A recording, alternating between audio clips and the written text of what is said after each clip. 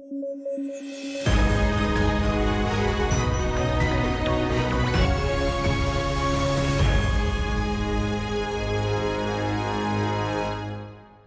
News at 9 programme में आपका स्वागत है। मैं हूं अमृत उपाध्याय। आइए जल्दी से देखें आज की हेडलाइंस। अंतर्राष्ट्रीय योग दिवस आज। यूएन में भारत ने पेश किया था प्रस्ताव। Yoga for self and society रखी गई है थीम। भर्तृहरि महताब बने प्रोटेम स्पीकर। राष्ट्रपति ने दिलाई शपथ। अस्थायी पद है प्रोटेम स्पीकर। और रूस तथा उत्तर कोरिया के बीच हुआ समझौता। 24 सालों में पहली बार उत्तर कोरिया पहुंचे पुतिन। दोनों देशों के बीच सोवियत एरा से हैं संबंध।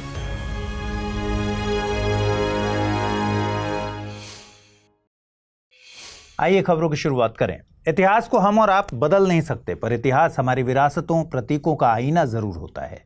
इतिहास हमें हमारी अटूट विरासतों से रूबरू कराता है। भारत का इतिहास तो जीवंत अतीत के साथ खंडित प्रतीकों का भी दस्तावेज रहा है। अभी कुछ दिन पहले भारत ने अपने ऐसे ही एक प्रतीक नालंदा विश्वविद्यालय को नए भारत के भविष्य के लिए समर्पित किया, और आज का दिन भी भारत के ऐसे ही एक प्राचीन प्रतीक को डेडिकेटेड है, जिसके जरिए भारत की प्राचीन गौरवशाली परंपरा को पूरी दुनिया में मान्यता मिली। मैं बात कर रहा हूं अंतर्राष्ट्रीय योग दिवस की। 21 जून का दिन दुनिया भर में अंतर्राष्ट्रीय योग दिवस के तौर पर मनाया जाता है। 2024 में योग दिवस की theme yoga for self and society रखी गई है। इस मौके पर प्रधानमंत्री नरेंद्र मोदी ने जम्मू कश्मीर में श्रीनगर की डल लेक के किनारे बसे शेरे कश्मीर इंटरनेशनल कन्वेंशन कॉम्प्लेक्स में आयोजित योग समारोह में हिस्सा लिया। आपको जानकर खुशी होगी कि यूएन में अंतर्राष्ट्रीय योग दिवस मनाने का प्रस्ताव भारत की तरफ से ही पेश किया गया था, और इस प्रस्ताव को रिकॉर्ड 175 देशों का समर्थन मिला था। 11 दिसंबर 2014 को यूएन ने 21 जून को अंतर्राष्ट्रीय योग दिवस मनाने का प्रस्ताव स्वीकार किया था। योग एक प्राचीन शारीरिक, मानसिक और आध्यात्मिक प्रैक्टिस है। आप जानते हैं इसकी उत्पत्ति भारत में ही हुई थी। योग शब्द संस्कृत से लिया गया है और इसका अर्थ है जुड़ना या एकजुट होना, जो शरीर और आत्मा के मिलन का प्रतीक है। और ये मिलन होता है कुछ आसन, प्राणायाम, मेडिटेशन और नैतिक सिद्धांतों के जरिए। योग दिवस के लिए प्रयास करने के अलावा भारत लगातार योग को वैश्विक मान्यता दिलाने के लिए काम कर रहा है।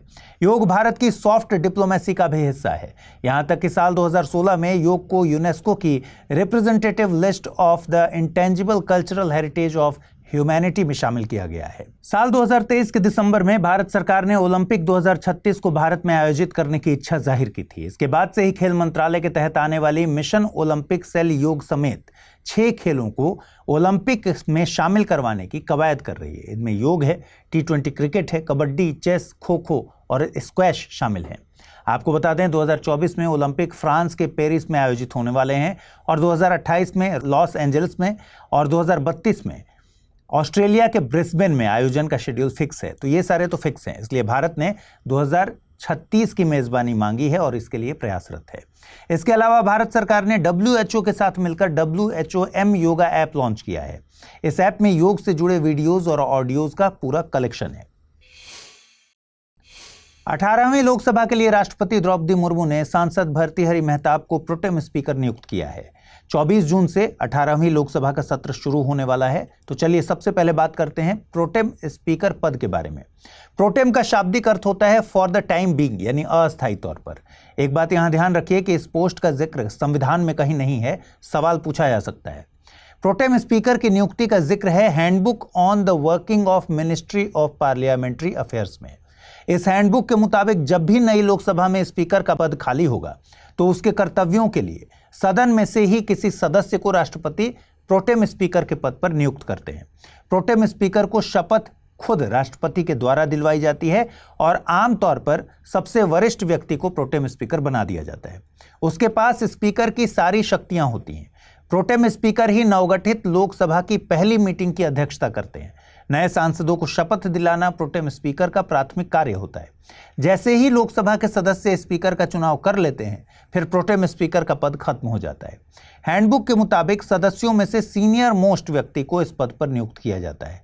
ये सीनियरिटी सदन में सदस्यता कितनी पुरानी है, इस आधार पर देखी जाती है। 18वीं लोकसभा में प्रोटेम स्पीकर के पद पर नियुक्त भर्तृहरि महताब उड़ीसा की कटक लोकसभा सीट से 6 बार से सांसद हैं। यहाँ ये याद रखिए कि ये नियम हैंडबुक में हैं और आमतौर पर स्पीकर की नियुक्ति में इन बातों का ध्यान रखा जाता है। जरूरी नहीं है कि हर नियुक्ति में इन नियमों को कंसिडर किया जाए। एक सवाल उठ सकता है कि पिछली लोकसभा के स्पीकर भी तो ये काम कर सकते हैं, लेकिन नहीं, पिछली लोकसभा के स्पीकर को नवगठित लोकसभा की पहली मीटिंग से पहले ही रिजाइन करना होता है। हिंदी माध्यम से यूपीएससी की तैयारी करते हैं आप, तो स्टडी IQ-IAS हिंदी के प्रीलिम्स टू इंटरव्यू बैच यानी P2I बैच के बारे में तो जानते होंगे। अगर नहीं जानते तो मैं बताता हूँ। देखिए, P2I बैच में मिलता है 1000 घंटों से ज्यादा की लाइव क्लासेस, पीटी और मेंस के लिए test series, crash course, daily current affairs और सीसेट क्लासेस, हर विद्यार्थी के लिए personal mentor, daily answer writing, PT pass करने पर निःशुल्क आवासीय कार्यक्रम ज्वाइन करने जैसे बहुत सारे फीचर्स। तो अमृत लाइव कोड यूज कीजिए। 26 जून से शुरू हो रहे बैच में लीजिए एडमिशन, और कोई कंफ्यूजन हो तो amrit@studiiq.com पर मेल कर दीजिए। हाल ही में रूस के राष्ट्रपति व्लादिमीर पुतिन उत्तर कोरिया की यात्रा पर थे। बीते 24 सालों में ये उनकी उत्तर कोरिया की पहली यात्रा रही। इस मौके पर दोनों देशों के बीच एक कॉम्प्रिहेंसिव स्ट्रैटेजिक पार्टनरशिप पर हस्ताक्षर हुआ। कोल्ड वॉर खत्म होने के बाद इस समझौते को दोनों देशों के बीच सबसे मजबूत समझौते के तौर पर देखा जा रहा है। उत्तर कोरिया के राष्ट्रपति किम जोंग उन ने तो इस समझौते को एक ब्रेक थ्रू बताया। हालिया समझौते को आधिकारिक तौर पर treaty on the comprehensive strategic partnership between the democratic people's republic of Korea and the Russian federation नाम दिया गया है। समझौते के मुताबिक दोनों में से किसी भी पार्टी के युद्ध में इन्वॉल्व होने की स्थिति में सभी मौजूद साधनों के जरिए मिलिट्री और अन्य मदद मुहैया करानी होगी। समझौते में एक बहुध्रुवीय विश्व यानी मल्टीपोलर वर्ल्ड की बात की गई है। देखिए, रूस और उत्तर कोरिया के संबंधों की गहराई किसी से छिपी नहीं है। फरवरी 2022 में जब रूस ने यूक्रेन पर आक्रमण किया, तब से ही उत्तर कोरिया रूस को समर्थन दे रहा है। दक्षिण कोरिया की माने तो उत्तर कोरिया रूस को हथियार भी सप्लाई कर रहा है। जुलाई 2022 में जैसे ही रूस ने यूक्रेन के डोनबास क्षेत्र में स्थित लुहांस्क और डोनेत्स्क पर कब्जा करके मान्यता दी, उत्तर कोरिया ने भी इन क्षेत्रों की स्वतंत्रता को मान्यता दे दी। दोनों देशों के बीच संबंध सोवियत एरा के वक्त से ही अच्छे हैं। 1948 में जब उत्तर कोरिया अस्तित्व में आया, उस वक्त सोवियत संघ पहला देश था जिसने इसे मान्यता दी थी। 1950 से लेकर 1953 के दौरान हुए कोरियन वॉर में भी सोवियत संघ ने उत्तर कोरिया या democratic people's republic of Korea को समर्थन दिया था। वहीं यूएसए ने दक्षिण कोरिया या रिपब्लिक ऑफ कोरिया को समर्थन दिया था। आज भी दोनों देशों के रिश्ते वैसे ही दिखाई देते हैं। जहां रूस का झुकाव है उत्तर कोरिया की तरफ, तो यूएसए दक्षिण कोरिया से बहुत अच्छे संबंध रखता है। उत्तर और दक्षिण कोरिया दूसरे विश्व युद्ध के बाद, सेकेंड वर्ल्ड वॉर के बाद विभाजित हो गए थे, ये ध्यान रखिए। दोनों के बीच 38वीं समानांतर रेखा सीमा बनाती है और यहां से भी सवाल बन सकता है। तमिलनाडु में मिलावटी शराब पीने से अब तक 47 लोगों की मौत हो चुकी है और इसे लेकर तमिलनाडु विधानसभा में खूब हंगामा हो रहा है। साथ ही केंद्रीय गृह मंत्रालय को पत्र लिखकर सीबीआई जांच की मांग की गई है। इस ट्रेजेडी को हूच ट्रेजेडी नाम दिया गया है। दरअसल हूच खराब गुणवत्ता वाले अल्कोहल यानी नकली शराब के लिए इस्तेमाल होने वाला शब्द है। ये शब्द हुचिनू जनजाति से बना हुआ है। हुचिनू जनजाति को बहुत स्ट्रॉन्ग अल्कोहल बनाने के लिए जाना जाता है। जहां एक तरफ ब्रांडेड अल्कोहल को फैक्ट्रीज में प्रॉपर क्वालिटी कंट्रोल और चेक के साथ तैयार किया जाता है, वहीं हूच या नकली शराब बहुत रॉ तरीके से बनाई जाती है। आसान शब्दों में कहें तो हूच एक ऐसी शराब है जिसे तैयार तो नशे के लिए ही किया जाता है, लेकिन इसे रेडी करने का तरीका गलत है, इसलिए इससे मौत तक हो जाती है। हूच में मेथनॉल या मेथिल अल्कोहल मिला होता है, जो कि एक इंडस्ट्रियल अल्कोहल है, जो कि इंसानों के लिए बहुत खतरनाक है। यह शरीर में मेटाबॉलिक एसिडोसिस के लिए जिम्मेदार है। इसमें शरीर इतना ज्यादा एसिड प्रोड्यूस करने लगता है जिसे किडनी के जरिए फिल्टर नहीं किया जा सकता। आइए आज का टर्म ऑफ द डे देखें, और टर्म ऑफ द डे में है डार्क वेब। डार्क वेब को समझने के लिए हमें सरफेस वेब और डीप वेब को भी समझना होगा। इंटरनेट पर तमाम वेबसाइट्स हैं, डेटाबेस हैं, सर्वर्स मौजूद हैं जो कि 24 घंटे काम करते हैं। इनमें से जो इंटरनेट साइट्स सर्च इंजन की मदद से विजिबल हैं, उन्हें सरफेस वेब या ओपन वेब में शामिल किया जाता है। अगर पूरे इंटरनेट को एक आइसबर्ग माना जाए तो ये ओपन वेब सिर्फ उसके टिप भर है। सरफेस वेब के बाद डीप वेब का हिस्सा आता है। इसमें इंटरनेट पर मौजूद 90% वेबसाइट शामिल हैं। इसमें एकेडमिक जर्नल से लेकर प्राइवेट डेटाबेस मौजूद हैं। डार्क वेब डीप वेब का ही एक सबसेट है। इस हिस्से को विशेष सर्च इंजन के जरिए ही एक्सेस कर सकते हैं। इसे क्रिमिनल एक्टिविटीज के लिए ज्यादातर इस्तेमाल किया जाता है। लेकिन डार्क वेब पूरी तरह से इलीगल है, ये धारणा भी गलत है। इसमें लीगल और इलीगल दोनों तरह की गतिविधियों को अंजाम दिया जाता है। दरअसल डार्क वेब में इंटरनेट पर की जाने वाली गतिविधियों को बहुत प्राइवेट और अज्ञात रखा जाता है, तो इसका इस्तेमाल उन सारी एक्टिविटीज के लिए किया जाता है जिन्हें पब्लिक आइज से दूर रखना है, पब्लिक के आंख से दूर रखना है, फिर चाहे वो एक्टिविटीज लीगल हो या फिर इलीगल।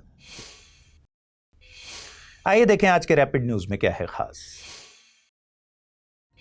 भारत ने वित्त वर्ष 2024 में अब तक का सबसे अधिक सी फूड निर्यात दर्ज किया है। वित्त वर्ष 2023-24 में सी फूड निर्यात मात्रा के मामले में अब तक के उच्चतम स्तर पर पहुंच गया है। इसमें फ्रोजन झींगा मात्रा और मूल्य के लिहाज से प्रमुख निर्यात फूड रहा। अमेरिका और चीन भारत के सी फूड के प्रमुख आयातक बन गए हैं और इस वित्त वर्ष में निर्यात में मात्रा के लिहाज से 2.67% की वृद्धि देखी गई।